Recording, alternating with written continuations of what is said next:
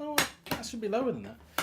Hello everybody and welcome to the United Stand. This is your latest Manchester United news and transfer news this Sunday night as we talk about Ten Hag's transfer frustration as he becomes more and more pissed off with the Glazers and the Man United recruitment team, but also with Chelsea, the Mason Mount deal, and also a big raft of players have been told they can go, including M&M, but will they go? Scott McTominay, Harry Maguire, Eric Bailly, Fred, Tellez, Henderson, all told to go. Will they listen? We'll get into that because there's been some interesting updates this afternoon from ESPN's Rob Dawson and The Telegraph as well. We'll dive into that and we'll digest it as per usual with our unique opinion. Welcome to Members Club, Will. Remember, Sunday nights, it's the original night. I know, I enjoy all the shows, but Sunday nights, the originals. The originals, that's what Sunday night's all about because it's when the United Stand was a little baby 7 years ago. It was just one a week, 8 o'clock, once a week. Can you imagine the United Stand just doing one show a week? I'm thinking of going back to that. One show a week, 8 o'clock on a Sunday. Those were the days. Those were the days. Anyway, let's fly straight into this. So let me give you the headlines and then we'll digest it, as I said. So Rob Dawson, we'll probably come back to this in a little bit. He said Man United are considering other midfield negotiations that...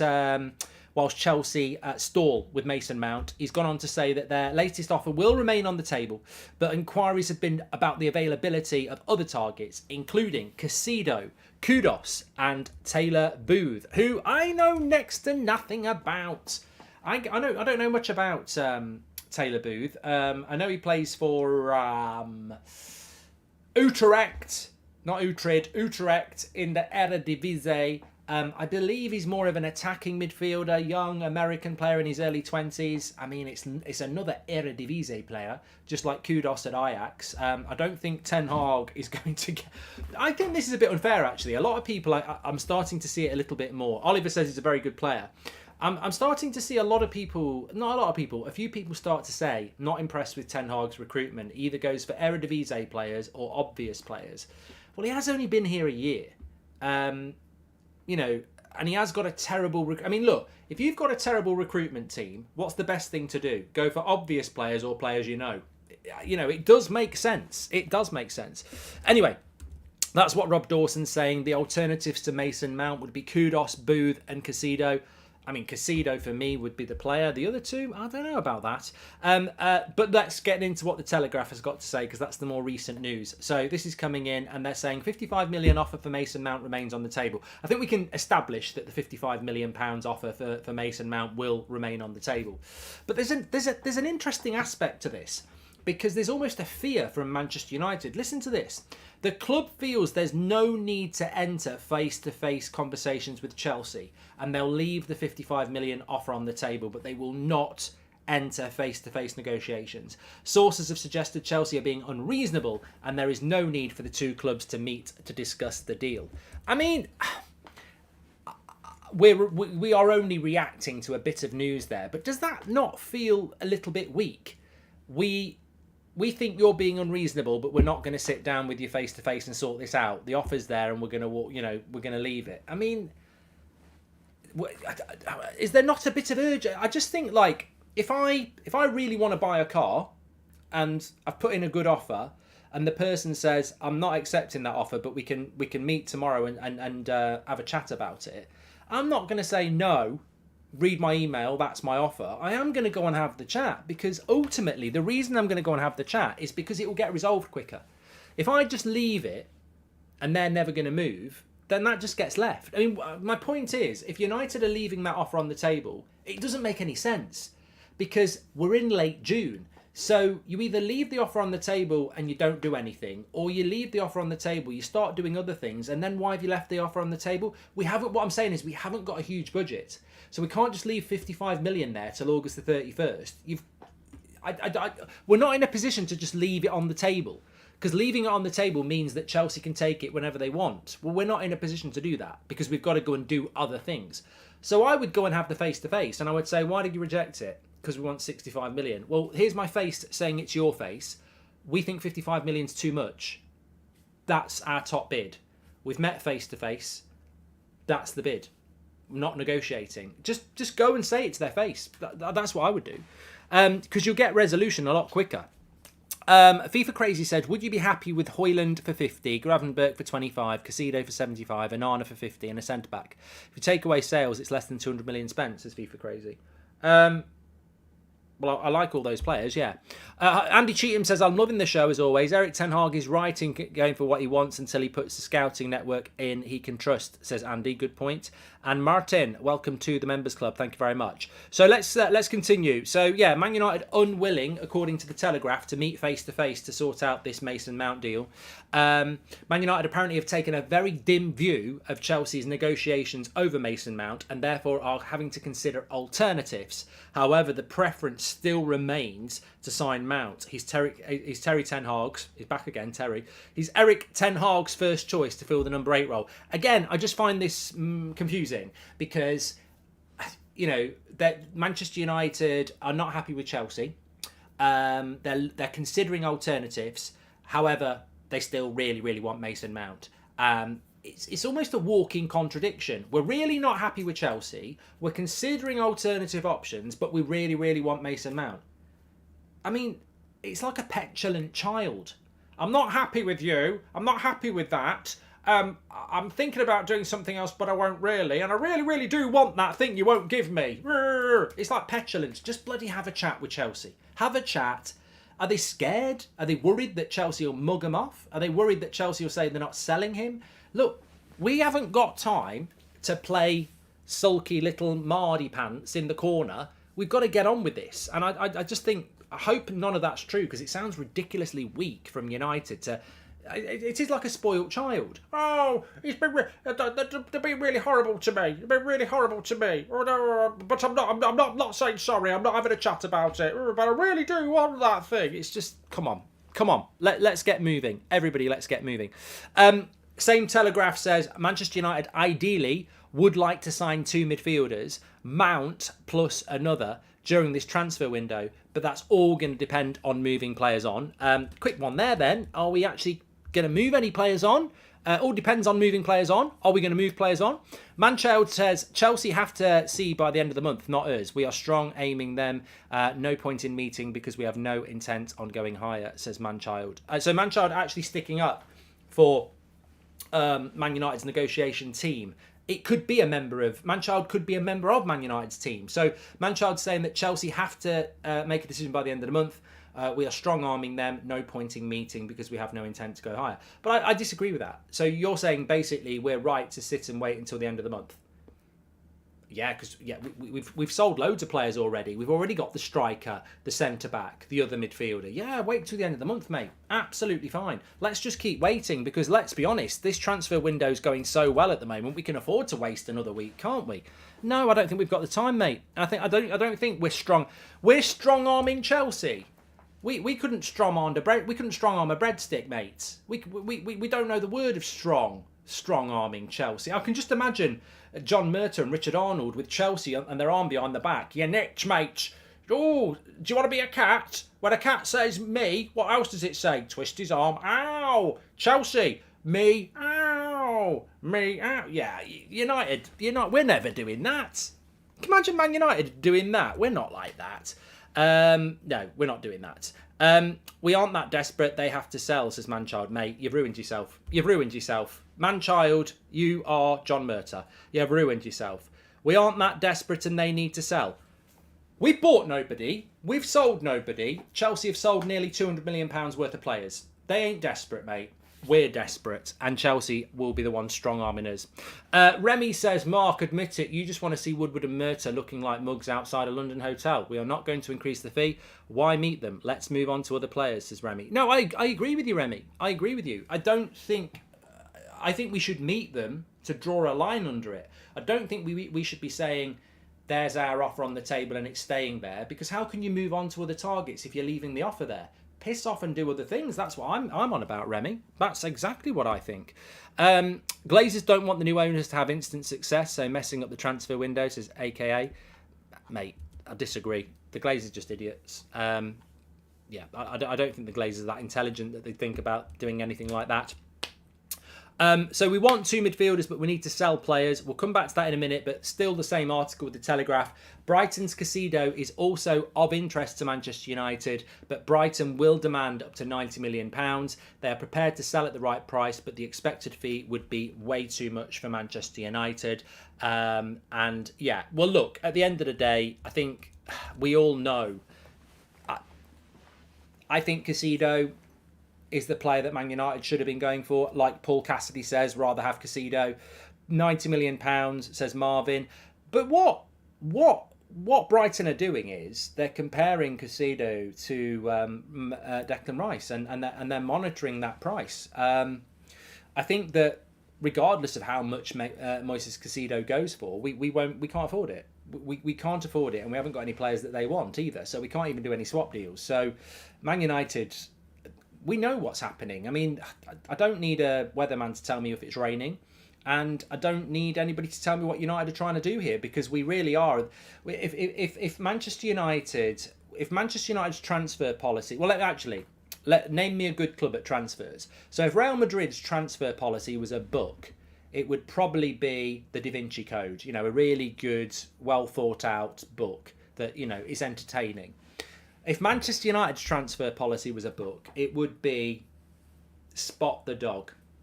You know, basic, predictable, and you always know where the ball is, even if the thick dog doesn't. So I think that when you see that Man United are trying to act tough and they won't meet Chelsea for a meeting, but they're leaving the offer on the table, and but they're in for Caicedo, I see it for what it is, and I think we all see it for what it is. I know we can't afford Caicedo. I know we can't afford Declan Rice. We can't afford to pay more than £50 million for a midfielder. We can't. And that's why we don't want to pay any more than 55 for Mount, because we've gone over what we want to spend. We are not going for Caicedo because he's about £20 million more. And we're not going for Declan Rice because he's about £30 million more than our budget. So when United say they're thinking about going for their options, but they're leaving the offer on the table for Mason Mount, what's really happening is Manchester United are just going to sit and wait for Chelsea to do a deal with Mason Mount. And Chelsea know that's going to happen as well.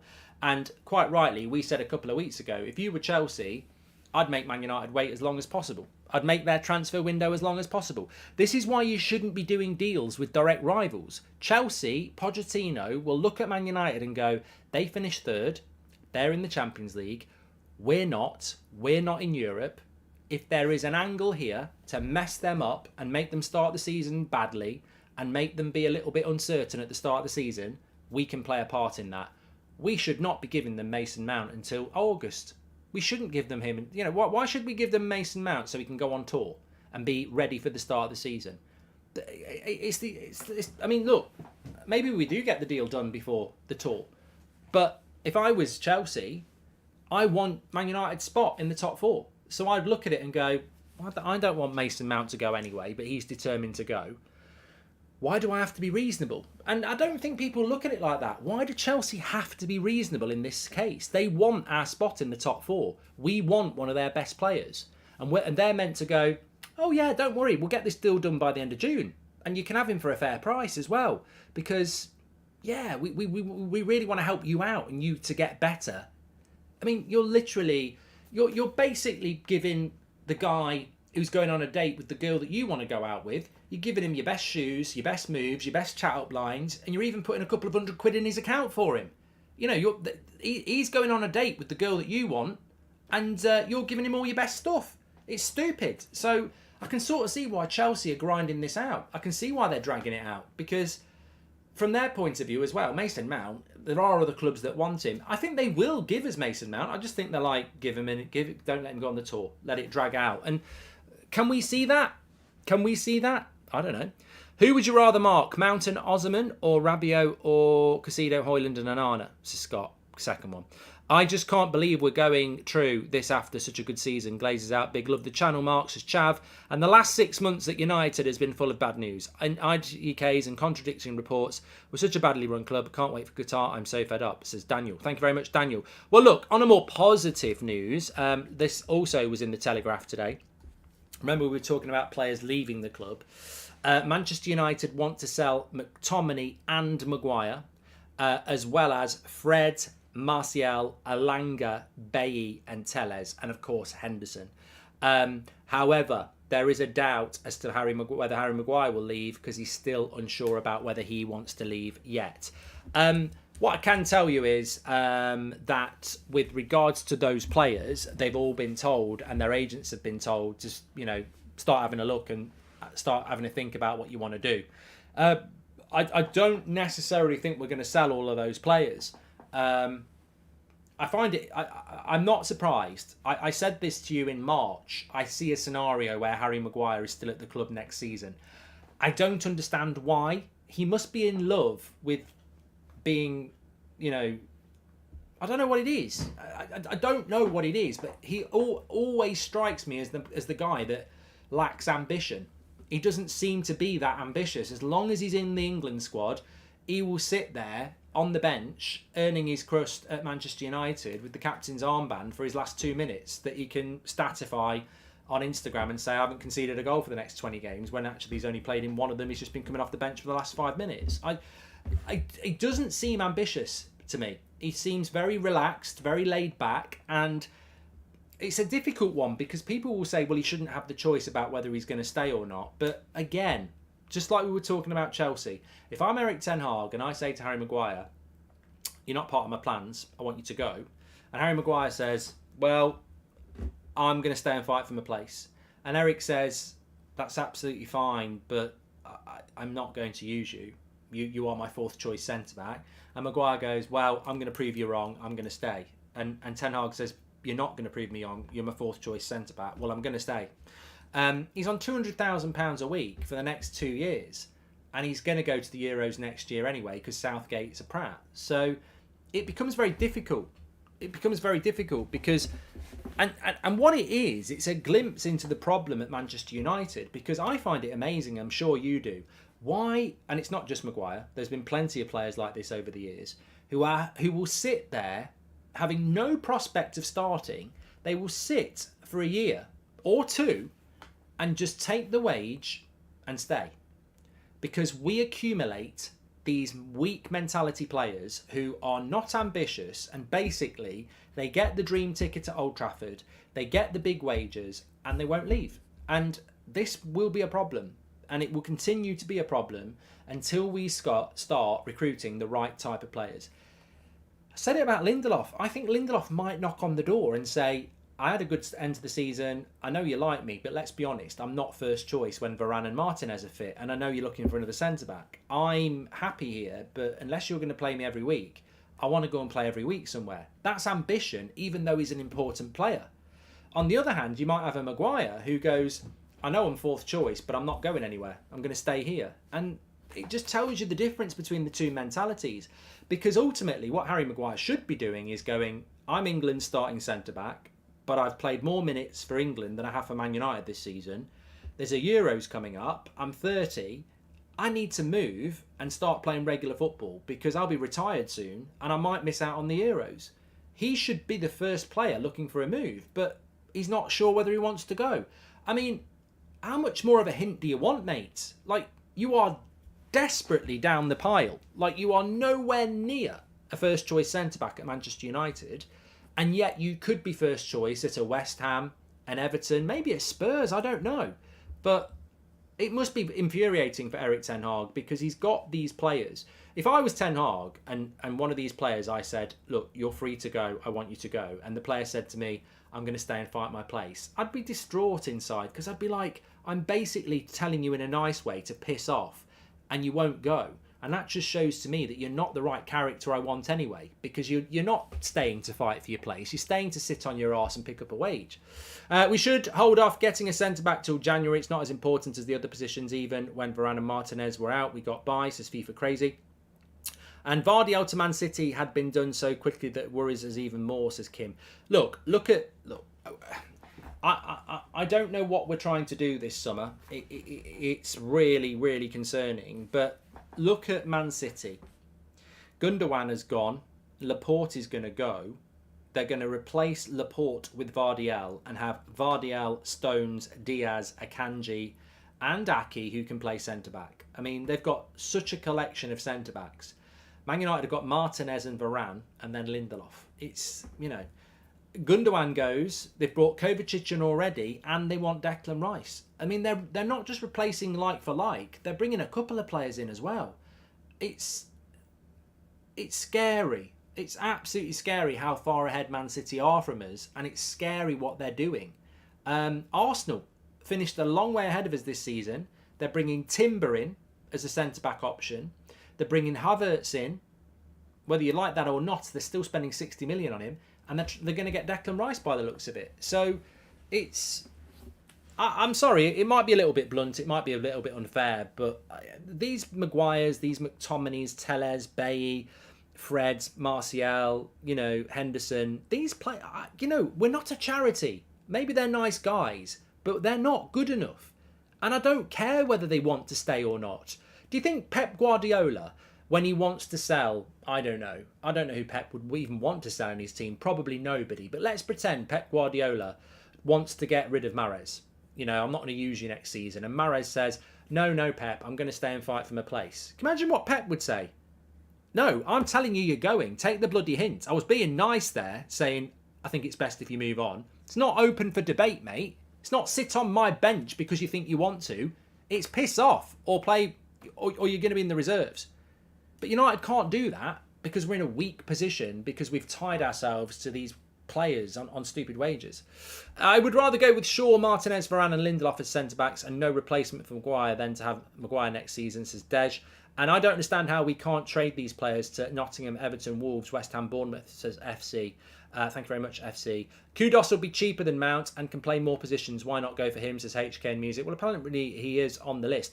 But look, the most important thing here is we're all debating the whys and why nots of whether a player should leave or not, or whether they want to leave. But it's not the first time we've heard Maguire doesn't know whether he wants to leave yet. I can't believe we run a football club like that. If a manager says, you're leaving, I don't want you, they leave. But it just shows you, even with Eric Ten Hag, if Pep Guardiola or Jurgen Klopp say, or Arteta did it with Aubameyang. Arteta did it with Aubameyang. If Arteta says, I want to get rid of a player, the club get rid of the player.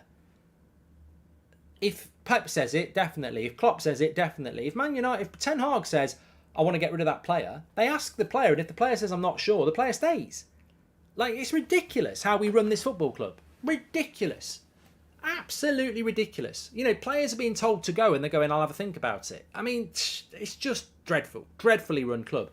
But the big problem as well is that forget about whether the players should think about whether they want to go or not. Of course, if these players decide not to go, they fuck the transfer window. Because let's say McTominay and Maguire decide they want to stay at United, that's 60 million with those two players that we need to get the budget up from 120 to 200. These players can't all stay. We only have about 120 million to spend. We will spend 200 million, but we will have to sell about 80, 90 million pounds worth of players. Well, if Maguire won't go and McTominay won't go, that leaves you with Elanga, might not even get 10, Fred, 15, Henderson, 25. What does that add up to? 50? It's only 50. You're not going to get much for Telles or Bailly, and I don't think you can sell Martial. So it's not only whether these players want to go or not. If they don't go, it impacts out what we can do in a buying sense, which is exactly what they're saying in the Telegraph. Ideally, Ten Hag wants a couple of midfielders, but he can't get these players if he doesn't sell players. And at the moment, these players are on holiday thinking, well, some of them are probably watching now. All I'd say to you is, you're on holiday. You've been on holiday for most of the season. Go and play football competitively and do something. You're in a privileged position. You've worked hard for your career. You won't, in 10 years' time, you're probably not going to get a job on Sky. I don't know what you're going to do, so enjoy your career. And you've got a better chance of getting a job on Sky if you haven't sat on your arse at Man United for the last 3 years doing nothing. Go and play for West Ham. Go and play week in, week out. Go and do the thing that you're paid to do. Send Maguire out on loan to Greece, says Anthony. Well, he won't be able to come back. Can't do that. We need these players to move on. Andy says Koulibaly has gone to Saudi Arabia. Can we offer Chelsea Maguire as a make weight or the add-on? He's just enjoying the golden goose on the bench, says Andy Cheetham. And well, as we said the other day, the only way Harry Maguire can play a high line is if he's on the bench at Old Trafford, isn't it? It's about as high as his line gets. Look, we need to start moving, don't we? All jokes aside, we cannot have another week pass by and hit July in the position we're in at the moment. The first 2 weeks of July tend to be quite busy. I'm not too panicking that we won't get deals done. You can sell a lot and buy a lot in the first 2 weeks of July, but we do need to start moving. And at the moment, look, I suppose it's worth reassessing. My hunch is that we get Mason Mount. My hunch is that we get Rasmus Højlund, hotter than the sun. You've got a number 8, you've got a striker. And beyond that, I don't really know what we're going to do. I don't know who the holding midfield is going to be, but it's absolutely essential. I've heard people say that to them, the two most important positions are goalkeeper and striker. And this is amazing. This absolutely amazes me. And look, we all watch football in a different way, don't we? But it amazes me that analysts, or even the most basic watcher of football, wouldn't know that football is won in the midfield. Games are won and lost in the midfield because it's where the ball is the most of the time. It's the centre, isn't it? It's the core. It's like the sun. The core conducts the sun. If the core isn't there, the sun burns out and dies. The midfield is where games are won and lost. That's what it's all about. I don't know where people were last season if they didn't see the problem when Casemiro wasn't playing or wasn't playing well. If Casemiro doesn't play, we literally haven't got somebody who can do that. Not even half as good as him. We haven't got anybody. McTominay plays hide and seek at holding midfield. Fred turns into a brick wall and the ball just bounces off him. Bruno can't do it. Eriksen can't do it. We literally haven't got anybody else who can do Casemiro's job, and you cannot do that. I don't care what anybody says. You cannot operate at the high level with one player who can do one thing. It leaves you absolutely up a creek without a paddle if it goes wrong. We have to bring in a holding midfielder. And I don't know whether that means we go in on Rabiot and offer a better deal, but we've got to do that. So when people say the priority is the goalkeeper and the striker, oh my God. All I'd say to those people is, okay, so you're telling me you'd rather spend the money on letting De Gea walk out the door for nothing and buying a striker than getting a midfielder. So second game of the season, Casemiro does something and is out for 2 months. What are you going to do then? Because the season's screwed, mate. What are you going to do? I don't care how good your goalkeeper is or how good your striker is. What are you going to do for 2 months if Casemiro is not available? Literally, what are you going to do? I'll put Lindelof in there. Wan-Bissaka? Oh, I think Martinez could do it. Oh, yeah. Come on. We're Manchester United. We need a holding midfielder type that can. And also, it's like when you go to Anfield or the Etihad, you need somebody who can play next to Casemiro as well. Send Maguire on loan to Moscow, says MB. Yeah, you guys are happy with Mount. I'm so confused, says Sulai. I don't think we are happy with Mount. I think Ten Hag's happy with Mount, and you've got to back your manager. But I've been very, very firm that I would rather Casido. I don't want to keep saying it, but... Ten Hag wanted Timber, we got Martinez. I can't imagine Timber would have been better. Ten Hag wanted De Jong, we got Casemiro. I can't imagine he would have been better. So, yeah, I want Casido. I just don't believe we're in for him. Also, final point from the Telegraph. This was about De Gea. Terms have been agreed with David De Gea over a new deal, but both parties are unsure as to whether it will be signed. Manchester United also have to decide whether to sell Dean Henderson and may use the funds to buy a new goalkeeper. I mean, I don't... We spoke about the goalkeeper this morning. I just don't know what to say anymore. What is it? What is Erik Ten Hag's involvement in this? Is it minimal? Is it big? I mean, we already know we have a bunch of prats in our recruitment department. But how? AK says this club is pathetic. How, at the end of June, are we still sat here going, are we giving De Gea a contract? Are we selling Dean Henderson?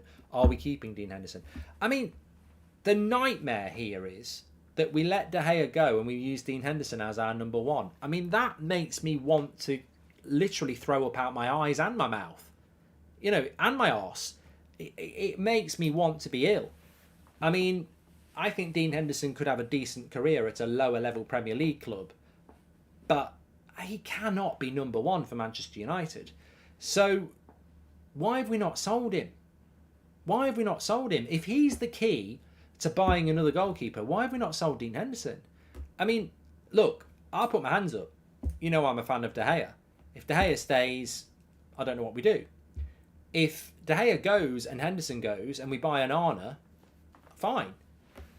But if De Gea goes and we don't buy an Arna and we keep Henderson, I'm like, oh my God, I don't even know what to say.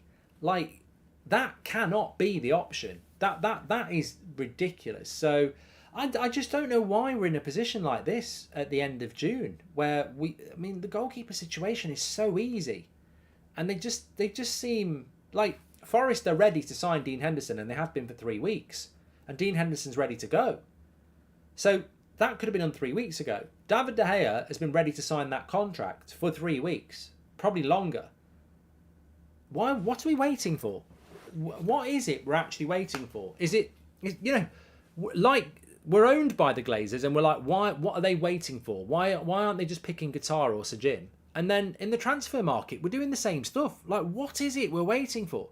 Doesn't make sense.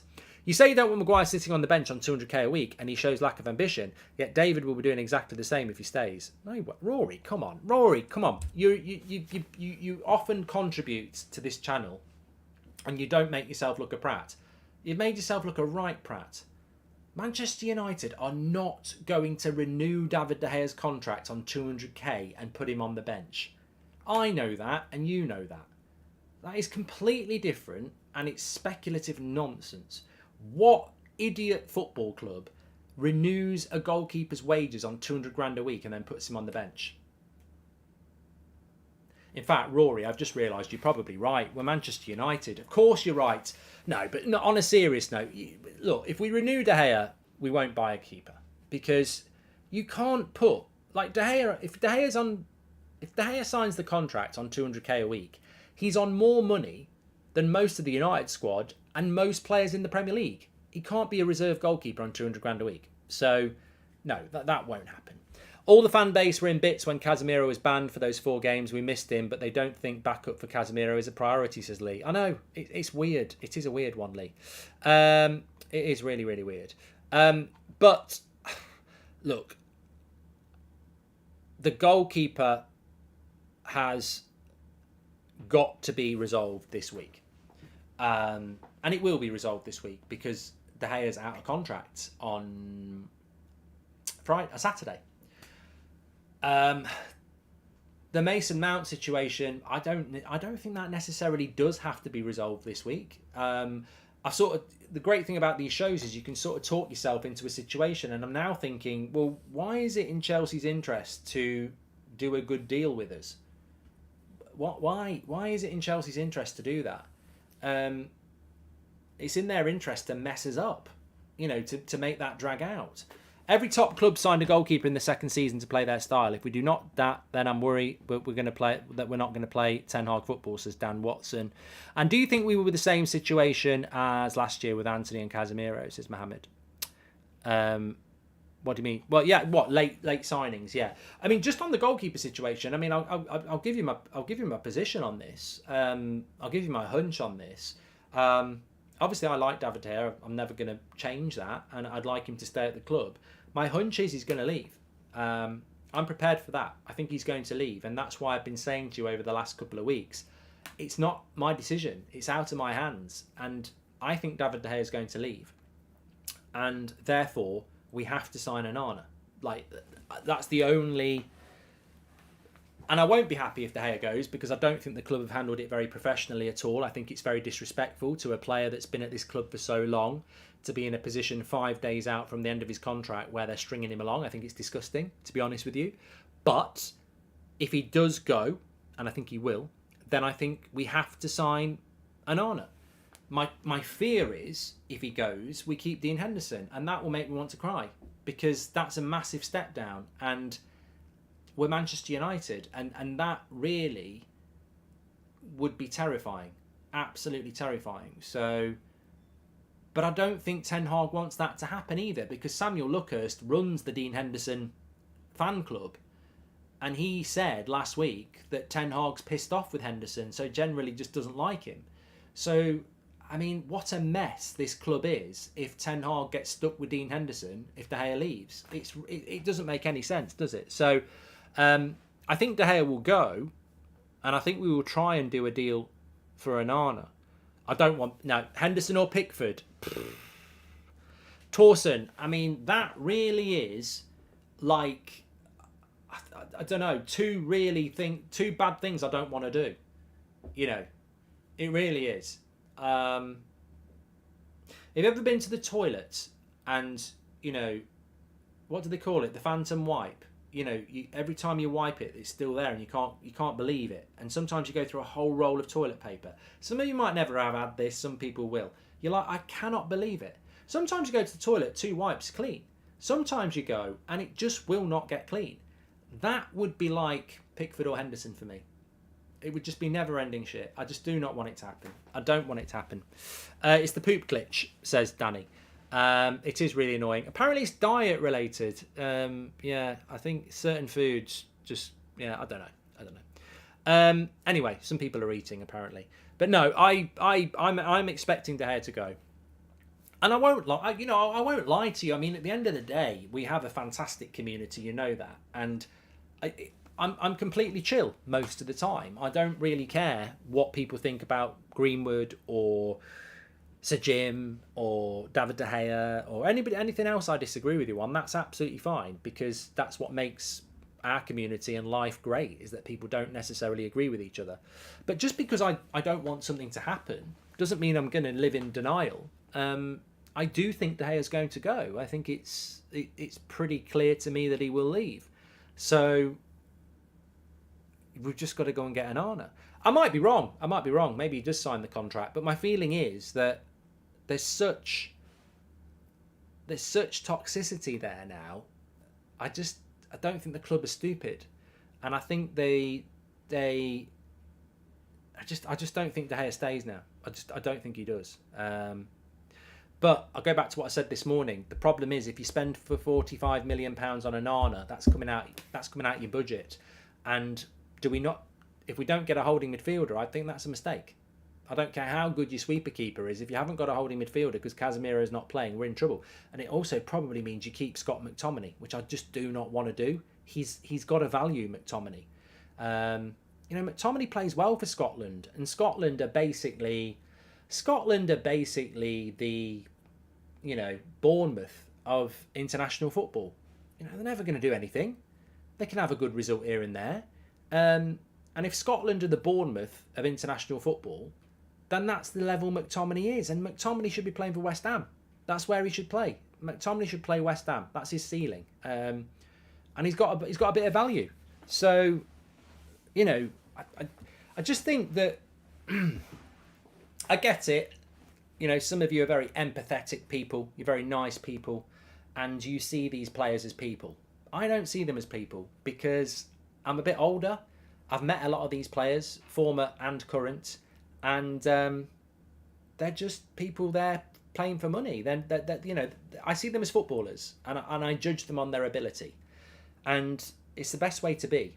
They say don't meet your heroes, and I would advise sometimes that you don't, because they're a bit knobheadish. But the reality is, some of them are really nice. But I judge them on their football, and I look at there's a team that's just won the treble, and they're called Man City. If we are using a squad with the likes of Harry Maguire and Scott McTominay and Fred in it, we've already lost. Because they wouldn't even let them into the training ground at Man City or Arsenal, because they're just not good enough. You can't close a gap when you're running backwards. And we need to, sooner rather than later, be ruthless and start build. The blueprint to catch Man City is not hard. It actually isn't hard to catch Man City. Somebody said to me the other day, 5 transfers for... What 5 transfers would you do for Manchester United to win the league? And I said, but that's not realistic. There's no such thing as 5 transfers to win the league, because I'm going to tell you players that we won't be able to buy. I'm going to say Erling Haaland. I'm going to say Kimmich. I'm going to say Courtois. You know, I'm going to buy the 5 best players in the world in the positions that we need, and that's not going to happen. So when people say 5 transfers to win the league, they're idiots, because it's impossible. There's no 5 transfers that you can give that is going to make us win the league, because I'll say that's not realistic, that's not realistic, that's not realistic. What we need to win the league is 700 million quid.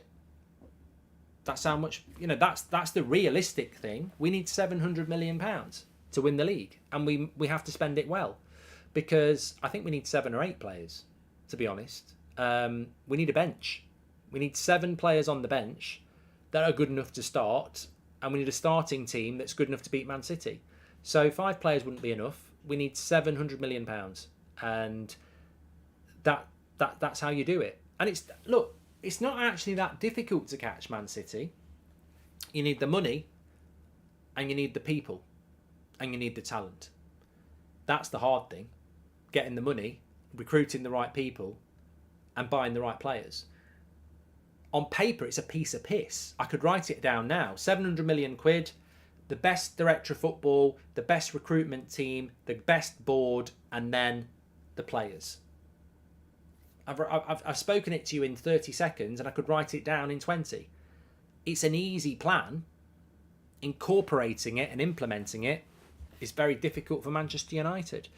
Why do we always have to be the club that gets taken advantage of? Caving in Mount to help Chelsea get Caicedo instead of being ruthless and denying Chelsea their target, but also forcing them to keep a player who will leave, says Omar. Great point, Omar. Great point, Omar. I mean, you know, the best thing United could do is go and sign Caicedo, deprive Chelsea of the player that they want the most, and leave them with Mason Mount, who's not happy, you know, and won't sign a new deal. It's, you know, it's a great way to... I mean, look, ultimately for Man United next season, Man City are going to win the league. Arsenal are probably going to push them, which leaves us fighting for 3rd and 4th with Liverpool, Newcastle, and maybe Chelsea. Screw Chelsea up in the summer. You know, you've probably got rid of one person already. We could get Felix and Paulinho. They would boost our team for sure, says Ikshan. I don't know why. Look, I don't want to be hypocrite on this. I don't know why. You know, when you think about it, I don't think I've said this before. I don't know why we're obsessing about a rival that wants to beat us next season in a transfer.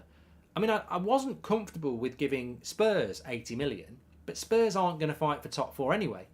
But giving Chelsea 55, 60 million, it just feels weird to me. You know, I'm all for taking a player from a rival. We did it with Van Persie. But, like, giving Chelsea money just feels a bit odd to me, because we're really close. I think we're going to be really close next season. And, you know, it's almost like if the Mount deal goes wrong and the Caicedo deal goes right for them, you'd almost be able to sit here next summer and say, we sort of contributed to that. So we've got to be bloody careful what we're doing. I actually backed Ten Hag to get us through this season, even with the disaster window. He's the best signing the Glazers ever made, says Nick. And Nick's also gifted 10 memberships. You are a legend, Nick. Thank you very much for that. Welcome to all of our gifted members, says Sally. What happens if we have a bad transfer window, Mark? I sort of agree with Nick. I think that you can't write Ten Hag off. I mean, I spent most of last season saying that we won't get top 4. I spent most of last season saying that it would be very difficult to keep doing what we're doing with those set of players when there's no rotation and we're playing 3 games a week for 6 months, and yet we still did get top 4. So I think that it would always be really silly to say that if we have a bad transfer window, it's all over. But if we have a bad transfer window, we're not progressing, is what I would say. And what I mean by that is that I think when you finish 3rd and qualify for the Champions League and get to 2 cup finals, the whole point of anything is progress. So next season, what's better than 2 cup finals and getting in the Champions League and finishing 3rd? Well, you've either got to try and win 2 trophies, or you've got to try and fight for the title and go deep in the Champions League. I think if we had a bad transfer window, at best, we'd be looking to do what we've done this year, which is get top 4. But what we should be doing is, and this is where the Glazers are very clever, because people will lower their expectations and say we're screwed next year. And then if we get top 4, people will go, oh, it wasn't that bad. But that's where we've been going wrong for a decade. the standards of Man United is to fight for the title. We've just not done it for a long time. And when you finish third next season, you should be going for first. You should be going for Arsenal. Like, that's what we should be doing. We won't be doing that if this window goes crap. We'll be getting dragged into a battle with Liverpool and Chelsea and Newcastle. So I agree with Nick. I think if we had a bad transfer window, it doesn't mean that we're going to have a bad season, because you've still got really good players like Rashford and Bruno and Varane and Casemiro and Martinez and Luke Shaw. I still think we'll be in the mix, but I think we'll be replicating at best what we did last year, when really we should be kicking on. And that will come down to recruitment, because Ten Hag gave a list to kick on. I mean, if you think about that United side, if you add Kim Min-jae, Declan Rice, Harry Kane, and a goalkeeper to that team from last year, you've just added a spine. You know, you've added a goalkeeper, a top-class centre-back, a good holding midfielder, and a top-class striker. That's what Ten Hag wanted. He handed that list in, and United have failed him. I mean, I still hope. There's still part of me that thinks, look, transfer windows are weird. Look at what happened with Casemiro and Anthony. There's still part of me that thinks, could we still get Harry Kane? You know, we want Harry Kane and he wants Man United. But then I think, well, it's Man United, it won't happen. But, I mean, imagine if we got Harry Kane. I've not always been the biggest fan of Harry Kane. I would rather somebody else. But if you can't get Osman, get Kane. But we won't be able to get Kane, will we? But you imagine Harry Kane in that team. It suddenly gives you, a bit of a boost, doesn't it? John says, I'm more interested in who's leaving this summer, who we can sell first before we think about buying, says John. The only problem with that, John, is if your targets start being bought. And Shub says, Mark, why can't we do Maguire plus 10 for Mount and use the remaining 45 plus 50 of the Mount deal on Timber? I feel like Maguire at Chelsea would do well, says Shub. Shub, the reason we can't do that is because Chelsea are intelligent and they don't want Harry Maguire. Mojo has gifted 10 memberships. You're a legend, pal. Thank you very much. And David is my idol, says Rory. Growing up as a keeper, I learned so much from him. I do struggle to wonder why a world-class keeper can't adapt to the modern game, says Rory. Look, Rory, this is something that's puzzled me for a long time as well. Why is it that some professional footballers are worse with their left foot than I am? Like I taught myself to be left-footed, even though I'm right-footed, from being a kid. And when I play football, at whatever level you want to call it, my left foot's as good as my right. I can't understand why Anthony, over the summer, can't spend 2 months kicking a ball against that wall with his right foot and never use his left and just improve it. And you're right, why can't David De Gea learn to pass out from the back? But I suppose the answer to that question is why am I not a doctor? Why can't I learn to be a doctor? Why are you not an astronaut? Because we've all got skills and we've all got learning limits. And, Pep Guardiola wouldn't need to buy Vardy or Jack Grealish or Erling Haaland if he was the best coach in the world, like many people say, because he could just buy the Preston striker and turn him into Erling Haaland. And I suppose that's where your answer is, Rory. Everybody's got limitations. If Erling Haaland could be taught to be Maradona, he would. But we've all got our limitations, and for some reason, David De Gea just isn't going to be that type of goalkeeper, is he?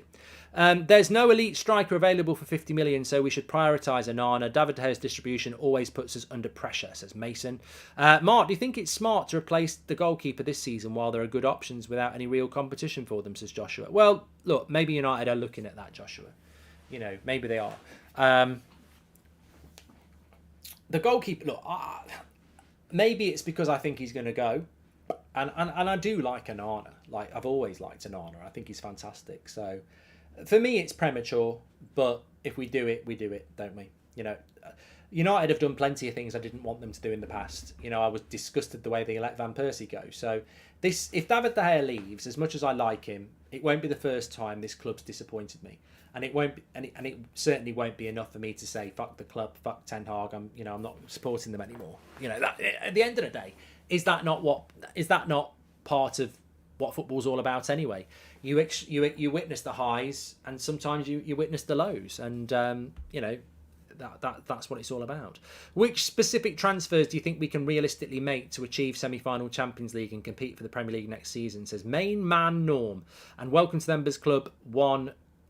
Sempro. It's not about what I would want, mate. And It's not about what you would want. I think if Erik ten Hag had been given the window he wanted, so Harry Kane, Mason Mount, Rabiot, Kim Min-jae and a keeper, I think that would be enough to potentially take you to a Champions League semi-final, because Rabiot, as much as I don't really want him, he does give you that defensive cover.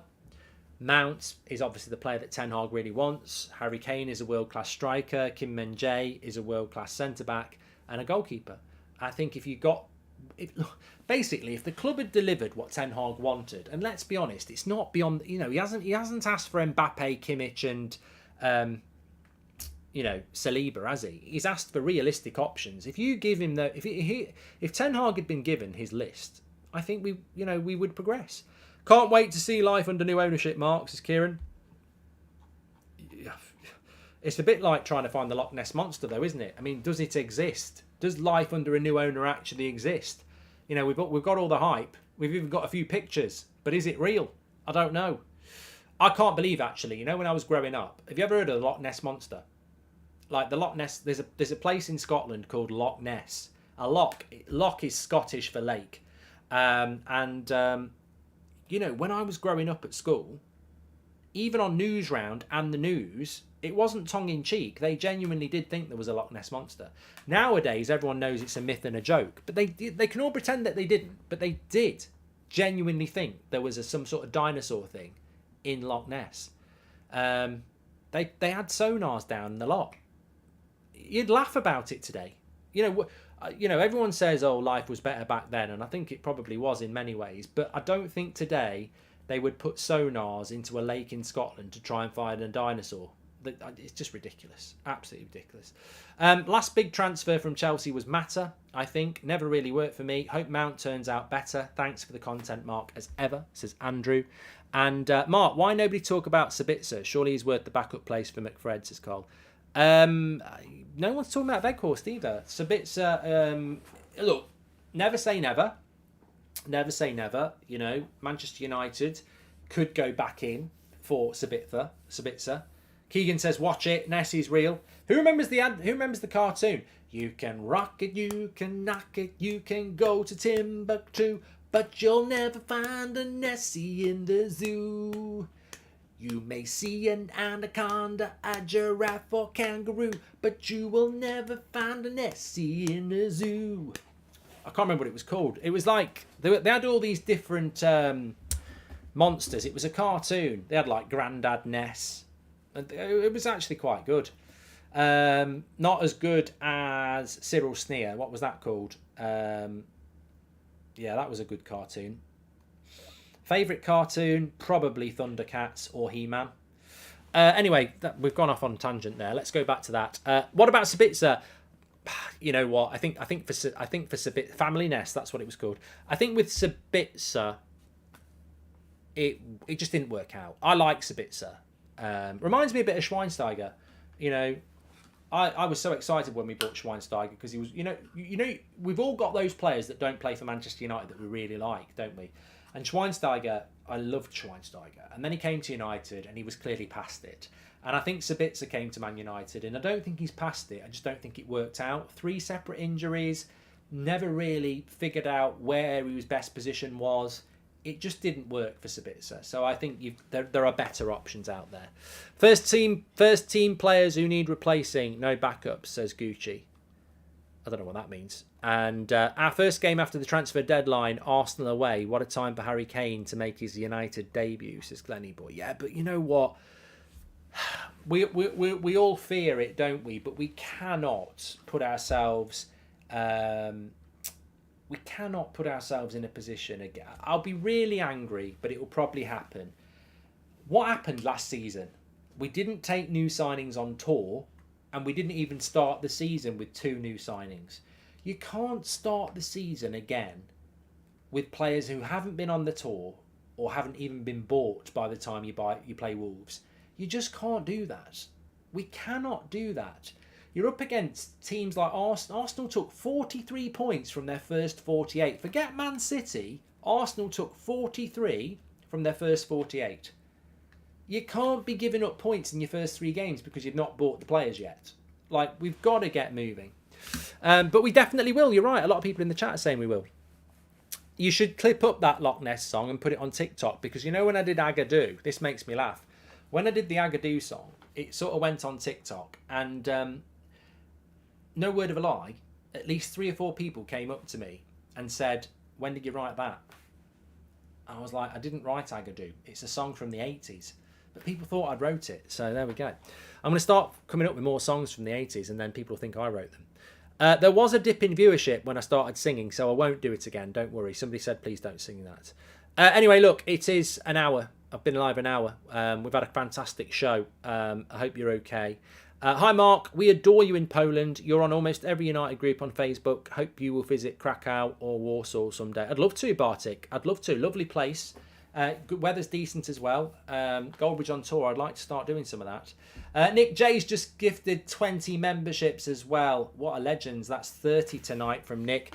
Don't forget, if you are a member, and some of you will be a new member now, like Kylie, you've just been gifted a membership, make sure you go to the members section, because you'll get to watch, talk about being on tour, you'll get to watch the first and now the second half of the Dublin show.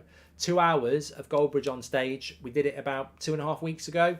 Check it out on the members section. Part 2 went up on Friday, so you get to watch 2 hours of Goldbridge on stage. Well worth a watch, and it's timeless because it's not based on specific events.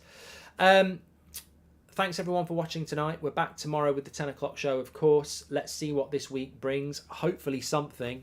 I think at the moment we almost feel fatigued, don't we, and fed up. I mean, it will change. Things have to change. But I think we're almost at the lowest point of this trial. I was thinking that this afternoon. We're at the lowest point. I mean, I was actually in the garden building a shed. I've been putting that off for a year. I was like, there's no football to watch. There's no real breaking news. I'm not doing the show till 7 o'clock tonight. I was building a shed, and I thought, this is a low point. I think we've hit the low point of this transfer window. It can only get better, in the words of Dareem. I'm not going to sing it. I think surely this is the last weekend where fuck all happens. It's got to stop, hasn't it? Mark, the programme with Cyril was the Raccoons, says Tomo. Yes, is that what it was? It was just called the Raccoons. Yeah, I remember it. I remember one of them had one of the Raccoons had a hockey shirt on, didn't he? I bet that's on YouTube. I'm gonna watch that. Classic cartoons from the 80s. He-Man. What was He-Man's real name? Adam. He lived in Eternia. Brave Star's good as well. Brave Star. Strength of a bear. Speed of a puma. Anyway, I'm off. Speak to you later. Thanks for watching. What a show. Really enjoyed it. You're all legends. Take care. Stay safe, whatever you're doing. And we'll see you tomorrow.